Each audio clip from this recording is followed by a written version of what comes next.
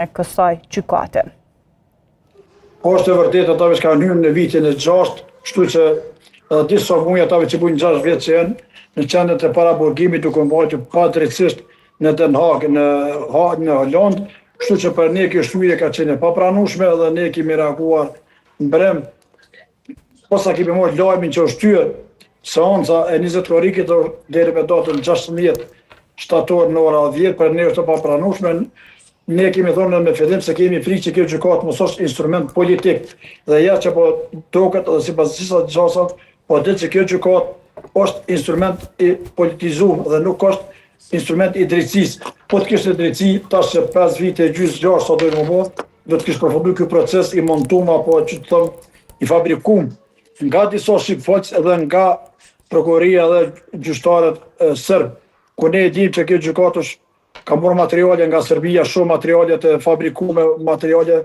të cilat vetë i kanë përpunu dhe kanë ngrit një akt akuzë të pa bazë ndaj krerëve të ushtrisë shqiptare të Kosovës. Ne si organizata dalën nga luta dhe si veteran, po besoj si qytetar të Kosovës dhe Shqipërisë, nuk do të dalim duke protestuar, duke kërkuar një drejtësi. Unë kam frikën nga kjo gjykatë, kam thonë më herët që kjo gjykatë, Allash Zoti mos jetë sikur gjykatat e Jugosllavisë kur e ka një prevoj shumë keqe dhe Sadiki aty që keni me Sadiki që është me Juve sot në studio, e di shumë mirë se gjykatat jugoslave dhe gjykatat serbe kanë qenë gjykata politike dhe kanë pas montime dhe kanë pas